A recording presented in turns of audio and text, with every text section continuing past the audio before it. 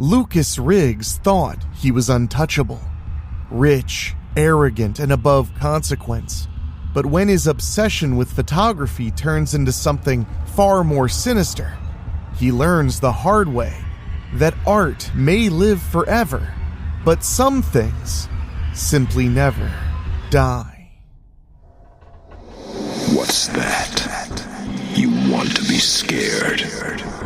Come with me.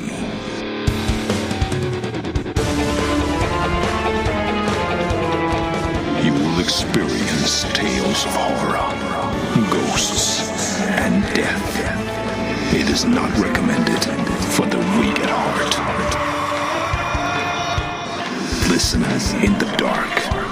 It's more fun that way. This is Weekly Spooky.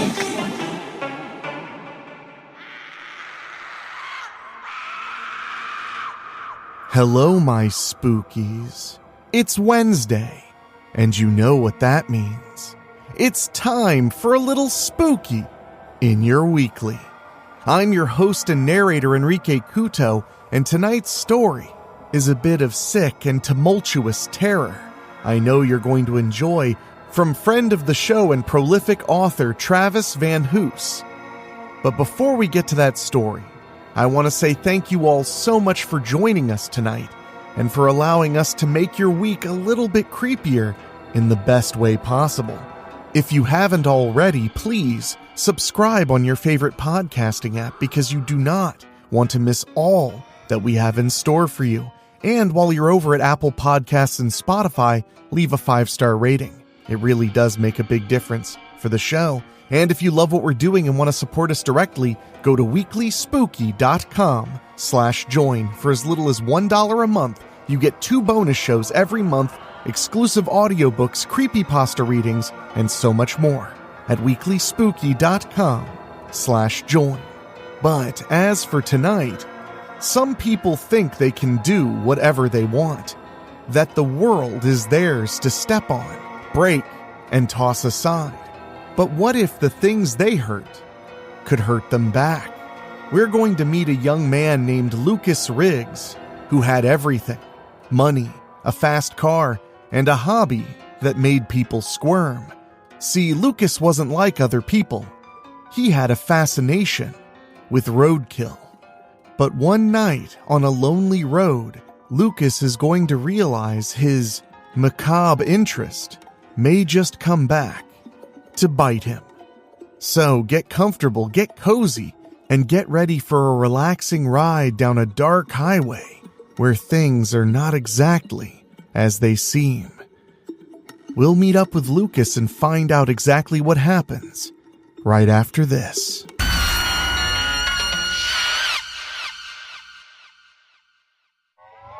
Roadkill by Travis VanHoose.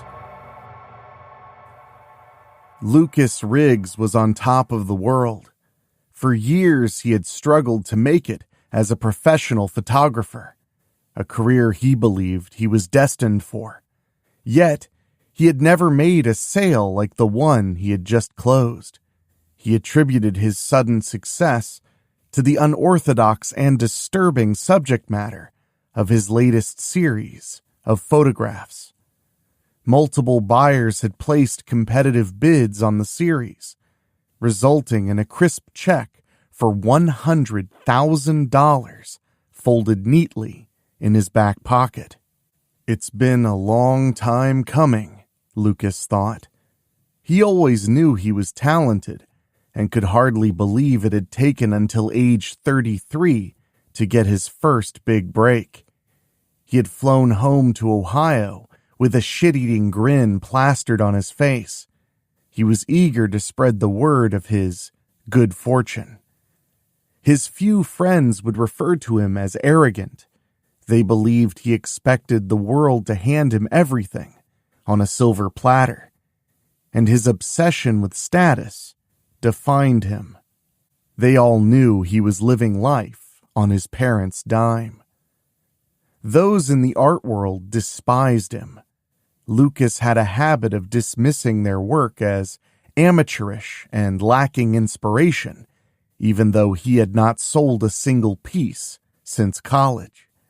He was a hypocrite with many enemies. Lucas Riggs's arrogance extended far beyond his photography, seeping into every aspect of his life, especially his interactions with women. Lucas believed he was God's gift to women and would seethe with rage whenever he was rejected. When he looked in the mirror, he saw a masterpiece and couldn't understand why any woman would ever consider turning him down. He believed they should feel honored to be in his presence. When a woman rejected him, he always found a way to get his revenge. He wasn't violent by nature, but he acted out when he felt slighted. Once, he had been snubbed by a girl at a bar when he saw her kissing another guy. Recognizing the car she drove to the bar, he slashed all 4 tires with the switchblade he always carried. Physically, Lucas was undeniably attractive. He worked out and took care of his body. He had well-defined muscles and a strong jawline.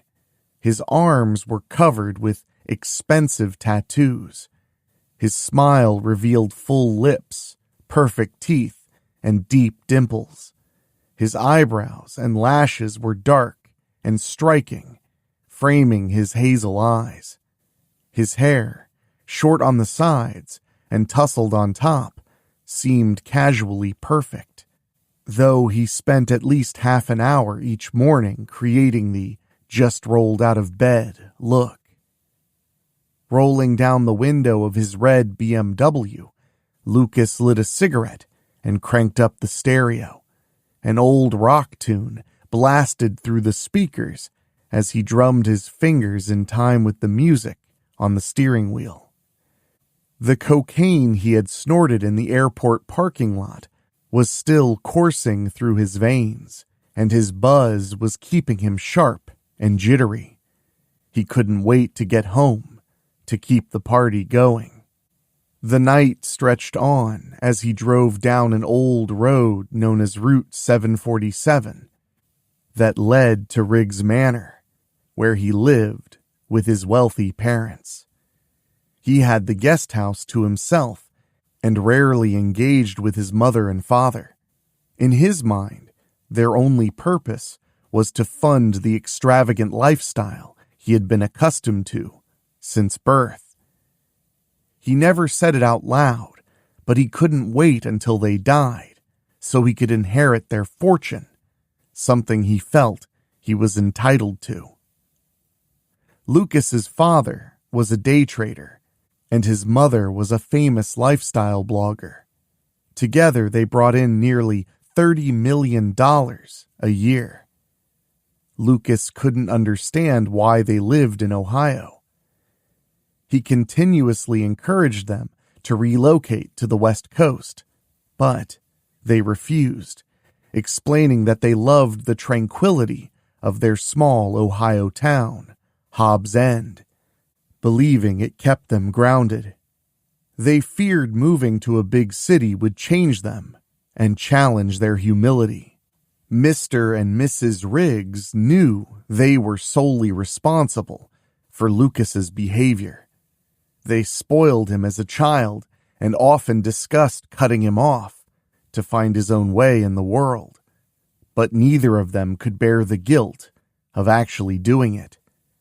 Towering stalks of corn flanked the road the BMW was speeding down. Lucas's sharp eyes scanned the road ahead. The cocaine heightened his senses, and his wide eyes were overly alert. Deer were notorious for darting out from the sides of the road this time of year, and he had no intention of damaging his pristine BMW by hitting one. Just a month earlier, he hit a deer on this road, but unlike the others who might swerve to avoid the deer, Lucas deliberately hit it for his art.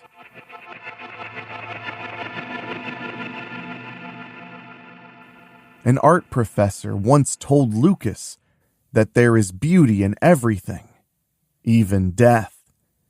He was referring to the vibrant hues of the leaves changing color in the fall. But Lucas took this to the extreme. His mind fixated on Route 747, the desolate stretch of road to his home. It was the kind of road where you could speed for miles before passing another car. For this reason, it was also littered with roadkill. All types of wildlife lived in the woods and fed in the cornfields surrounding the road. Almost everyone who lived along Route 747 had, at some point, hit a helpless critter on this stretch of asphalt. Once a week, a city cleanup crew arrived to collect and dispose of the dead carcasses. Lucas often wondered what type of man could do such a job. In his eyes, public waste workers were beneath him. What a sad fucking existence, he would think with a sneer when he saw them working. On more than one occasion, he'd even tossed an empty bottle from his window at them, his lips curling in satisfaction. Beauty in everything, even death. The professor's words echoed in Lucas's mind the day he pulled his car to the side of Route 747, where he spotted what looked like a dead raccoon in the middle of the road. Grabbing his camera, he slung the strap over his neck and stepped onto the hot asphalt. He could smell the decay as the animal rotted in the beating sun. But the odor didn't bother Lucas. To him, the scent represented art. When he arrived within touching distance of the dead and bloated animal, his brilliant white teeth appeared behind a smile that would have been disturbing if anyone else had witnessed it.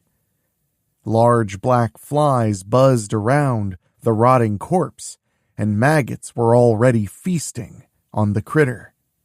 A black beetle crawled from a hole where one of the raccoon's eyes used to be. Raising the camera, Lucas began shooting the raccoon.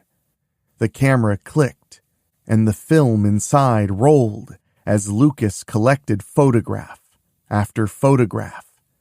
He knelt to adjust his angle, then lay flat on the hot asphalt to snap an even lower perspective of the poor animal. As he stood up, he noticed large black winged vultures circling above. Their slow, ominous movements told him they would descend to feast the moment he left. He made a mental note to return in a few hours to capture the gruesome act of the circle of life. Throughout that afternoon, Lucas captured what he considered beautiful photographs of raccoons, squirrels, a possum, and even a dog. He had found his inspiration in death and believed each photograph was a work of art. But he craved something more, something significant, smashed and strewn across the road, something big and fresh. Don't go away. Weekly Spooky will be right back. Lucas spent the rest of the day developing film in his photo lab tucked in the back of the guest house of Riggs Manor. His parents had paid for every piece of expensive equipment. As he watched the pictures slowly develop, he was consumed with excitement. He had never seen something so beautiful as the entrails of roadkill spilled on Route 747. He was amazed at how the white maggots shined in the bloody folds of the dark fur. "This calls for a celebration," Lucas said aloud, patting himself on the back as he admired his work. He poured himself tall glasses of whiskey and coke, and he was thoroughly drunk by nightfall. That is when inspiration struck. A brilliant, twisted idea to complete his collection of photographs. He'd take the gardener's truck, head down Route 747, and scatter apples from the family orchard along the deserted road. He'd bust them open, hoping the scent would lure a deer, maybe even an entire family, onto the road. When the moment was right, he would floor the truck, propelling it forward, metal meeting flesh and bone. He'd then take his camera and create another photographic masterpiece, the perfect work of art to complete his collection.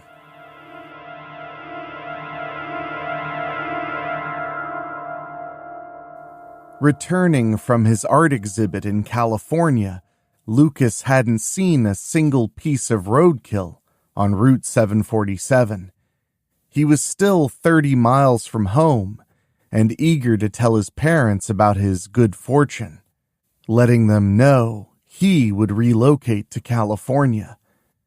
He couldn't wait to hold up his check and prove to his parents he had finally made it. He'd have called ahead, but had left his cell phone in the hotel room in California. It was being shipped back to Riggs Manor the next day. Up ahead, something caught his eye.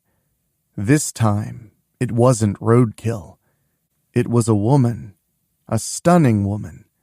She stood on the edge of the road with a brown suitcase in one hand and her skirt hiked up with the other. Her leg gleamed in the moonlight and the headlights of his car. Even from a distance, he could see the woman's smile. Her long blonde hair blew gently in the evening breeze. Lucas eased his foot off the gas pedal, pulling the car to the side of the road. He assumed the woman needed a ride, and Lucas was more than willing to offer one. Perhaps even more, if the opportunity presented itself. As the car rolled to a stop, the woman swiftly moved toward the vehicle, her suitcase gone. Lucas barely blinked his eyes before both the front and back passenger doors swung open. The vixen slid gracefully into the front seat, while a strangely dark, rough-looking man slid into the back. What the fuck? Lucas froze as both the doors slammed shut. I thought she was alone. He became instantly nervous, jumping slightly when the cigarette he had been smoking had burned down to his fingertips, searing his skin. He flicked the butt out the window without taking his eyes off his passengers. His eyes darted to the rearview mirror. He had seen enough movies to know he might be in a terrible predicament. Thanks for picking us up, the blue-eyed vixen said with a comforting smile. I'm Doris, and that's my boyfriend, Derek. She nodded toward the back seat. No problem. Lucas's tone was sharp and steady, although he was nervous. His hand trembled as he gripped the steering wheel so tight his knuckles turned white. He didn't like the idea of a strange guy sitting behind him. Too many horror stories about people picking up hitchhikers and being robbed or murdered started this way. Don't worry, we're not psychopaths. Doris laughed lightly, as if she could read his mind. We were riding with another guy, but he kept getting handsy, so we had him drop us off. He's not the type of guy Derek and I would invite into our bedroom, she remarked playfully. Lucas's shoulders relaxed slightly. He wasn't against the idea of joining Doris and her boyfriend in the bedroom, as he couldn't take his eyes off her. "Yeah, you have to be careful who you ride with or pick up these days," Lucas said, glancing at Derek in the rearview mirror. He was tall and lanky, and Lucas knew he could take him in a fight as long as the guy didn't have a weapon. He also had long brown hair, which Lucas considered to be sissy hair. He didn't believe real men should grow their hair long unless they were bikers. "Where are you headed?" Doris asked. "Home. I live about 30 miles down the road." Lucas glanced at the glove compartment, wishing his switchblade was in his pocket instead of locked away. "Perfect. We can find our way to town from there.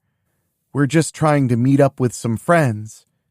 They were supposed to pick us up from the bus station, but their car broke down," Doris said with a smile. "Sorry to hear that." Lucas put the car in drive, pulled back onto the road, and speeded down Route 747 once again. He kept his eye on Derek through the rearview mirror to ensure he wasn't up to something sinister, but he sat quietly, holding the brown suitcase on his lap. There was a big white sticker on the side that declared, "Pork sucks." The rock music on the stereo played softly, almost blending into the engine's hum. "I don't even remember turning it down," Lucas thought. "Don't you get scared driving on these old roads alone at night?" Doris asked. "Scared? Should I have something to be scared about?"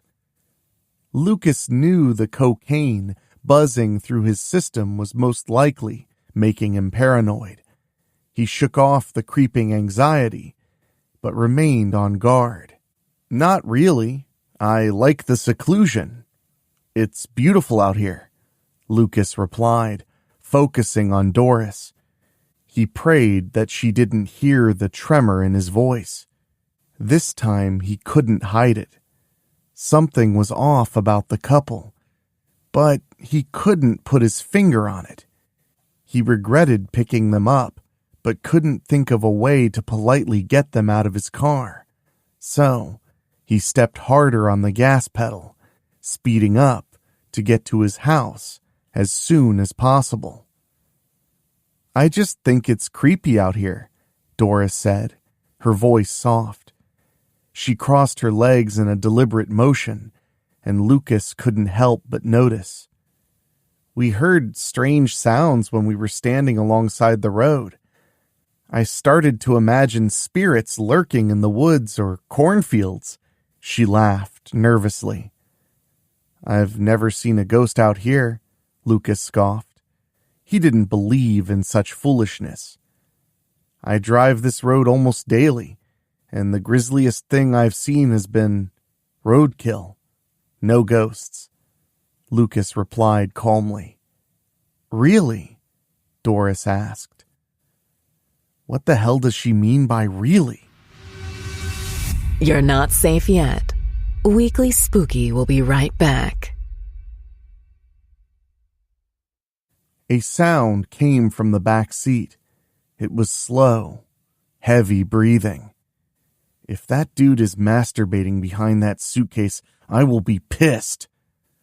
Lucas couldn't bring himself to look in the rearview mirror. He was focused on Doris, who shifted her skirt higher.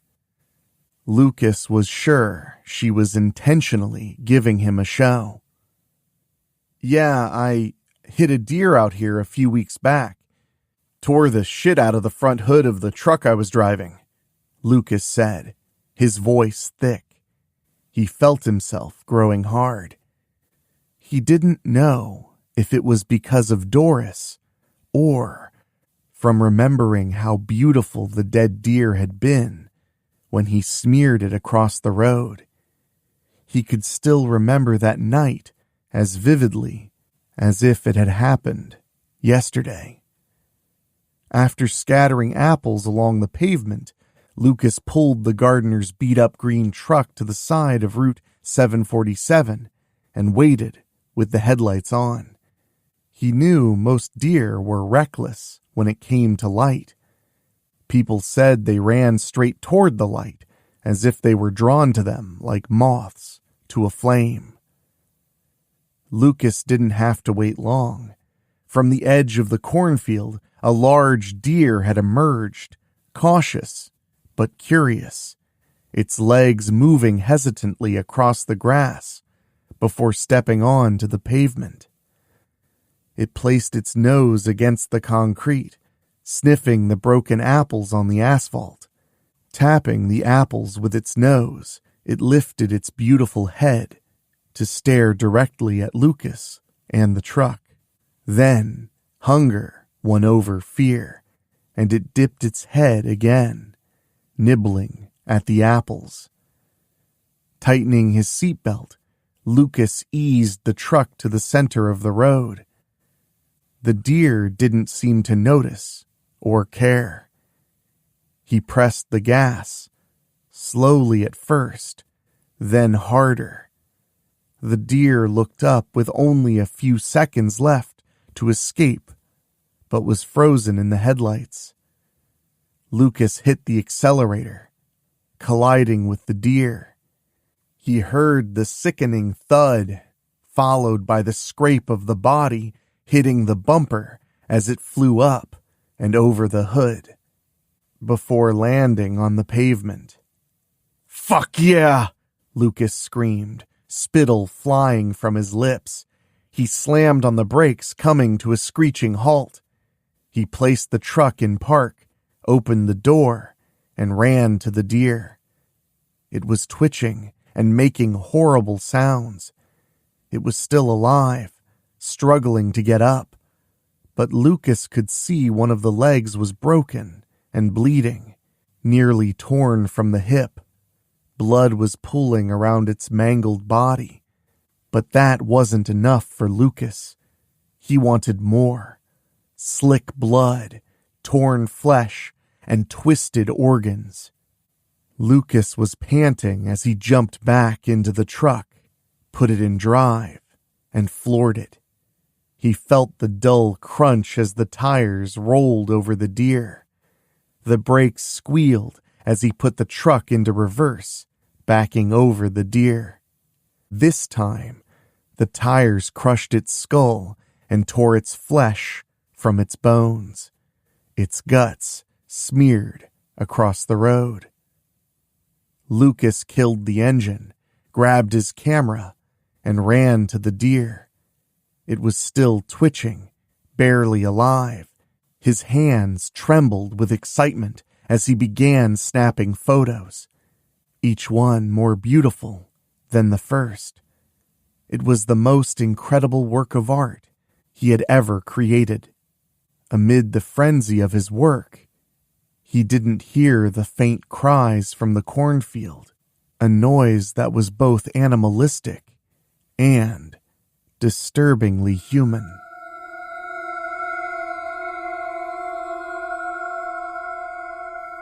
Was the deer okay? Doris lowered her eyes, then stared out the windshield. Her voice was slow and quiet, almost haunting. Lucas shook away the vivid memory of killing the deer, wondering why the hell she asked if the deer was okay. He thought it was just a pointless animal with no soul or purpose, even if its meat tasted foul. "Don't know," Lucas lied with a casual shrug. "I got out and it was still moving a little, but I didn't know what to do, so I just drove on, leaving it on the roadside." He didn't want to share the secret of his creative process. That was just for him to savor. "You hit a poor, defenseless animal and left it to die on the roadside?" Doris's voice wavered with shock. Lucas turned to look at her.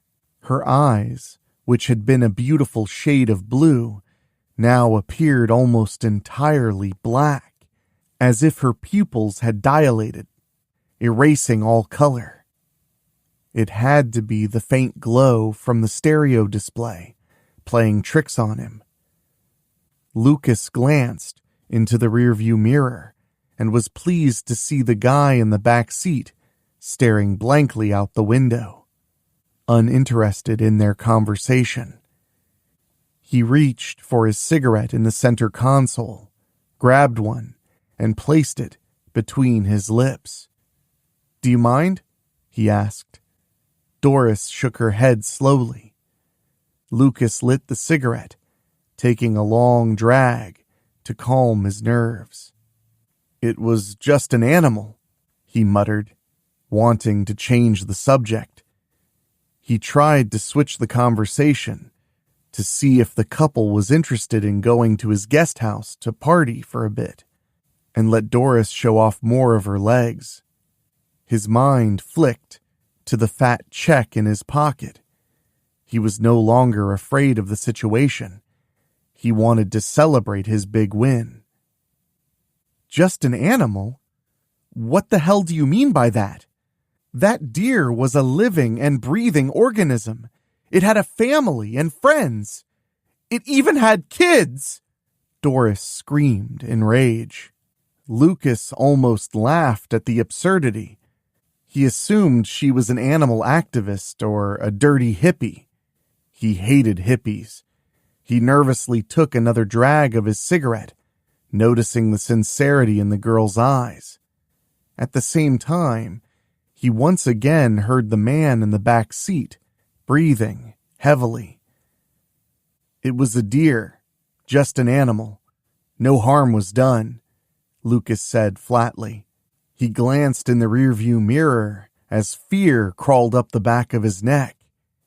He froze, his cigarette hanging from his lips as the heavy breathing from the back seat turned into a low, guttural growl.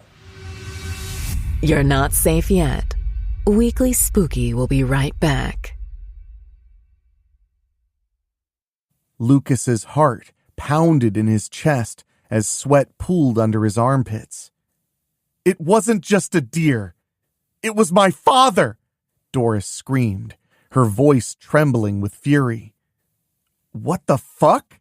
Lucas hissed. "I think it's time I drop you two off." Lucas wanted to say more, but the words died in his throat. Lucas's foot eased off the gas as his trembling hand reached for the gear shift. Cigarette smoke burned his eyes as Doris's face began to change.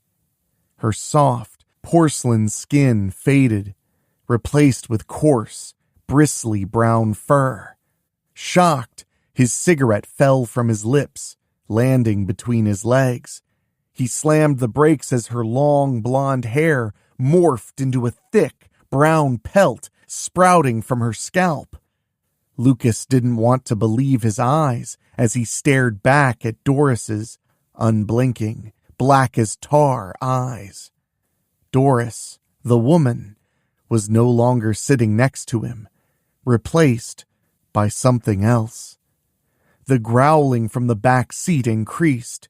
Lucas dared to look into the rearview mirror, just in time to see the man Doris called Derek, now with the face and hooves of a deer. His mouth stretched unnaturally wide. "Deer don't have teeth like that," Lucas's mind screamed. The teeth were elongated into jagged, razor-sharp points. Derek lurched forward, the suitcase tumbling aside. Lucas let out a strangled scream as Derek's teeth sank into his cheek. Blood rolled down his neck as the flesh was torn from the bone. His foot slipped from the brake pedal as the car inched forward into the ditch next to the cornfield. "This can't be fucking happening!" Lucas's mind twisted, but he couldn't deny what was occurring. The two strange hitchhikers had transformed before his eyes into deer with razor-sharp teeth. We are more than roadkill. We are alive. We are man and beast. Doris's distorted voice roared as she bit into his side. Lucas cried out in pain, blood dripping from his torn flesh. Derek spoke for the first time. She watched you hit him and run him over again and again. Had I been there, you would have been dead that night. We've been watching you and waiting for this moment. They're deer and people. This was the last coherent thought Lucas had, as Doris and Derek tore him apart with teeth and claws. They ripped open his stomach, spilling his guts just like he had done to Doris's father. When the grisly task was done, Doris and Derek began to shift back to their human forms. Their clothes were tattered and torn as they sat, naked, covered in blood. Doris leaned over, kissing Derek gently. "Thank you, baby," she whispered, through tears. Derek nodded, pulling the suitcase from the back seat. He ripped Lucas's still warm heart from his chest and placed it inside the suitcase to bring to the others as proof of their revenge. They scattered Lucas's remains, draping his entrails across the road, recreating the exact scene he had left behind the night he killed Doris's father. As the wind swept across Route 747, Lucas's shredded $100,000 check fluttered free. Later that night, Lucas's mangled corpse would be discovered. The most gruesome roadkill ever found on Route 747 in Hobbs End, Ohio. Well, my spookies, I hope you enjoyed this story from Travis VanHoose, his first time here with us, but hopefully not his last. Make sure to type his name in on Amazon and see all the wonderful books he has to read. And believe me, some of them are just as disturbing, if not far more, than tonight's story. So don't miss out on that, and thank you all so much for joining me tonight. As always, I am appreciative of the opportunity to share something scary with you. And I want to remind you, if you head to weeklyspooky.com/join for as little as $1 a month, you support the show directly, and we do appreciate it, as well as getting exclusive audiobooks, mini-series, episodes, and so much more. In fact, we're getting ready to wind down the current mini-series, which ends at 24 parts. But we have another one coming right up. So, weeklyspooky.com/join is the place to go and find out all there is to know. This next mini-series I'll give you one hint about. It dives a little deeper into the world of the Mirrans in Strickfield. So there you go. And I want to say an extra special thank you to our Patreon podcast boosters, folks who pay just a little bit more to hear their name at the end of the show. And they are Jessica Fuller, Johnny Nix, Jenny Green, Amber Hansford, Brent McCullough, Karen Weemet, Jack Kerr, and Craig Cohen. Thank you all so much. And if you want to hear your name at the end of the show, head to weeklyspooky.com/join. At the $15 a month or higher tier, you get to hear your name out of my spooky, silky voice every single week. But now, my spookies, it's time for me to get back to it. We have so much more to bring you in the coming months. Not only mini-series to come, not only episodes of cutting deep into horror, but a few surprises along the way that I think you'll like. So for myself, for my executive producers Rob Fields, Mark Shields, and Bobbletopia.com, for my producer Dan Wilder, and my composer Ray Mattis, I will talk at you later. Thank you for listening. Make sure to find your way back next week. But for now, you are safe. Trust me.